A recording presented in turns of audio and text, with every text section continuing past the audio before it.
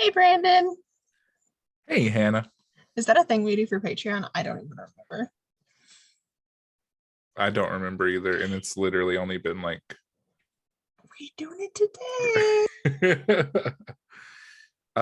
hey Patreon. Hey, Patreon. It's been a while. I promise we're going to be better this year. It's one of our We love you. resolutions.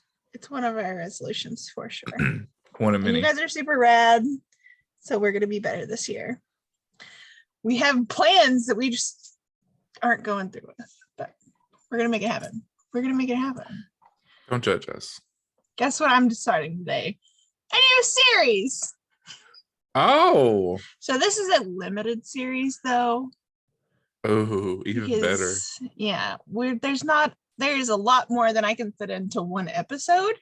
Okay. But there's not like infinite.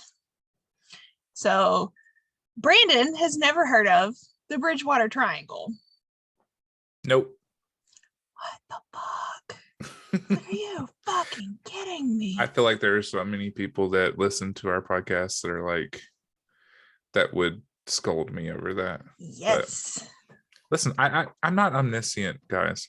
Shame. When you hear that, you're gonna be like, what the fuck? How have I never heard about this? Well, that's why I think this is a very good choice of a new series, because it's something that I have never heard of. Never heard of. We're gonna do a little general overview today, and then we're gonna get a little more deep into it with the next episodes. So the Bridgewater Triangle is in Massachusetts. It's an area of 200 square miles. So that's like 500 and something square kilometers. Sure. It's the site of I looked it up and I wrote it down, sweet. But I don't know where I put it. Okay, we're starting the year off strong. Yeah. So it's a very densely populated area of just crazy shit. The boundaries were set by a cryptozoologist, Lauren Coleman, in the 1970s. And she did it, of course, after the Bermuda Triangle in the North Atlantic Ocean. It's claimed to be a hotspot of unexpected phenomena ranging from poltergeists, UFOs, orbs, balls of fire in the air, sightings of cryptids, thunderbirds, and even giant snakes. What? Yes, giant snakes. They left it out of that little thing, but there's also giant cat, like big cats. All of this stuff in the same area. All of this shit in 200 square miles. Wow. Okay. Yeah. So let's see. I'm trying to figure out where it. So in there is the Hockomock Swamp. So it's also fucking swamp. Listen, so you're all gonna have to forgive me because most of these are Native American words and she white. Real white. I took the ancestry test. Real white. That's okay. Yeah. So one of the areas is the Hockomock Swamp. I'm gonna send you the word, and you're gonna be like, "Oh, yeah, she's right." So it translates to the place where spirits dwell, and English colonizers even called it the Devil's Swamp. Naturally. Well, do you realize how many places there are that are called like the Devil's something or another? And it's like, damn, the devil just has real estate all over. A lot in the US, apparently. You think the devil has like, what the fuck is this? Think the devil has a timeshare, or from England, all it does is rain and be cold. There's this white shit falling from the sky and it gets hot. It blazes in the summer. That's it. That's all you guys got. Yep. That's all you got is rain and slightly chilly. Orbs of light are reported to flit and float over the swamp during the early morning hours as well as just before the sun sets. You're telling me they flit and float? They flit and float. Mm-hmm. Fuck. During the 17th century, the Hockomock Swamp was used as a fortress by the Wampanoag tribe against the Ooh, invasion of English settlers. The European American settlers deemed the swamp useless, barren land because they're idiots. Because again, they're naturally. like, the hell is this?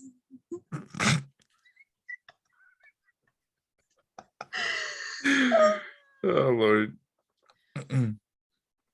So they also used it as a burial ground, and a spirit called the Hopomok was said to live deep within the waters of the area. Hopomok, composed of human souls, was the chief deity of death and disease. I mean, the entity is said to still reside in the swamp and could explain the reported orbs and activity that comes out of the swamp. It's pretty metal. So we're gonna go through so much of this, and I'm trying to find, because there's so much shit. There's all these rocks that look like people. How There's so? one called Profile Rock, and it legit looks like a head. How big is it? 50 feet. So like giants. Yeah. Okay, add that to the list. Okay. Giants. So we're gonna go into the history more of it later. I just want to give you an idea of the crazy shit that's happening. But there was a very large Native American European war in the area, and this said that this rock is supposed to look like one of the leaders of I'm the Native already American tribes. extremely intrigued. Listen, it's like the university. We don't care about the university right now. I had all this ready, and then somebody canceled on me yesterday, so I'm a little disorganized. Whoa. Whoever that person was, they need to get their shit together. What the fuck? Oh, by the way, the lady that coined the term Bridgewater Triangle had a book called Mysterious America, which is some real Scooby-Doo shit. Oh, for sure. Okay. There are one of the main creatures that is seen in this area are puckwudgies. Do you not know what puckwudgies are? Puckwudgies? Puckwudgie. Puckwudgie. Pukwudgie. Never in my life have I heard this word. Really? Yeah. So they are weird little creatures. You listen to lore. He has a whole freaking episode on puckwudgies. Where have you been? I skip around, okay? I've not listened to every single one.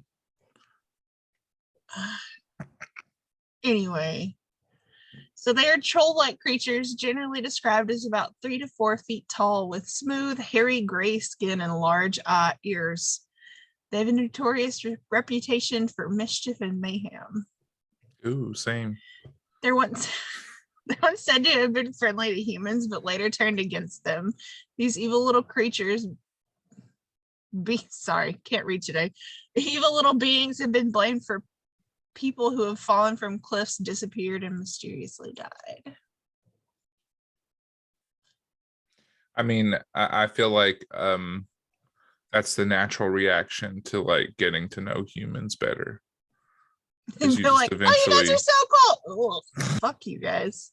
Yeah, it's like, wow, we were really cool at first, but then you called my mom a bitch, and we just can't do it.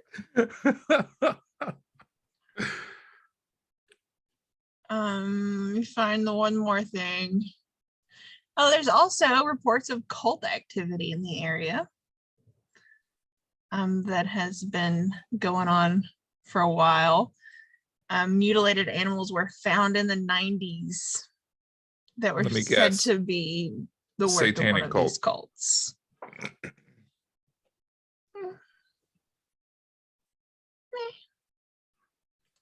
The density of the forest has also been used by other killers, leaving behind the remains of their victims. Oh my God. Like who? It says the forest has been known as the site of various cult activities, which is said to have included animal sacrifice and ritualistic murders committed by admitted Satanists. I'm going to have to do some more research on the admitted Satanists. And the mutilated animals were found near Freetown and Fall River. So there have been like actual murders committed that people have been found there. Wow. Listen, I have zero patience for people mutilating animals too. Yeah. Well, certain animals. Yeah. Brandon. I'm just saying, I've never met a friendly possum. You know, they're always hissing. So cute. They're always trying to give you rabies. No, they're resistant to rabies, Brandon. Oh, do I have like possum misinformation? Yes. You're possum racist. It's fine. Oh, damn. So there's also been reports of a shaggy ape-like creature seen within the swamp. This creature is probably a Bigfoot, but has been described as having a terrible stench, which is Like kind of what they say about Bigfoot in general. What's the one? Stink ape? Yeah. Skunk ape. Skunk ape. Fuck. Yeah. Yeah. What was that? God, I was reading or listening to something the other day and it was talking about Bigfoot. And they were talking about how I just don't even want to say it. They're talking about how Bigfoot allegedly smells like smegma. Oh God. Oh God. I was like, no. Who found Bigfoot? And they were like, you know what he smells like? I personally apologize to all of our patrons that you've had to listen to this. I didn't know. Oh God. Hannah's a loose cannon. You never know what she's gonna say. I didn't want to say it, but I said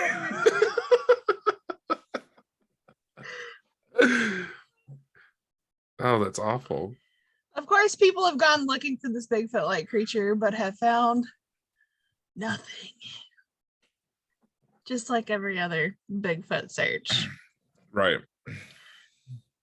There's also reports of a giant black pterodactyl-like creature with an 8 to 12 feet wingspan. Is that the Thunderbird?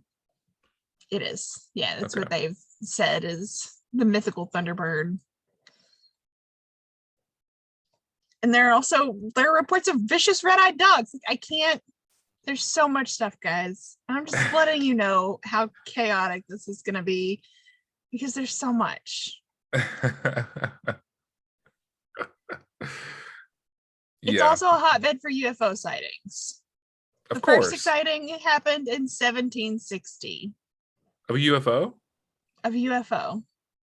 Damn. Numerous others followed. In 1908, a UFO sighting near Bridgewater was documented in local newspapers. In 1965, 5 people claimed that they saw a strange ball of light floating among the trees in a wooded part of, I can't even say that, Rehoboth? Yeah, that place. No, sure. In 1976, 2 UFOs are seen landing along Route 44 now near Taunton. In 1994, a Bridgewater law enforcement officer reported seeing a triangular-shaped craft with red and white lights. In the summer of 1999, a fast-moving UFO accompanied a loud noise that was reported near Lake Nippenicket.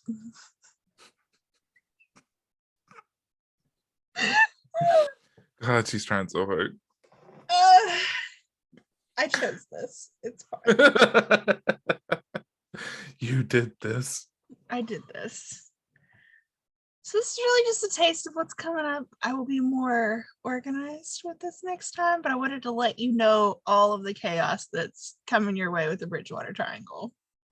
I'm excited. I hope the patrons are, because I'm excited. We'll go with the history next time, and it's just going to be like half an hour plus of me mispronouncing Native American words. Because there's a lot of it. That's the content you tuned in for. Mm-hmm. Listen, when we talk about anything Native American or Louisiana, we can't pronounce any of it. Fair.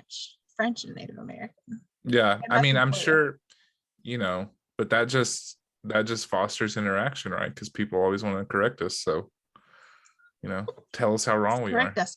Talk to us. It's fine. So this is the beginning of the Bridgewater Triangle, friends.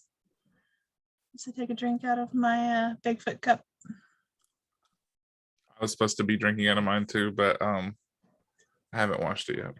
Traitor. We got Bigfoot cups for Christmas because we have fantastic friends. Yes, we do. Very creative, fantastic friends. Absolutely. And fantastic patrons as well. So yeah, you guys are rad too. Thank you. Thanks. Sorry for the first episode of the year being chaotic. Yeah, sorry for the mention of that word. That what's smegma?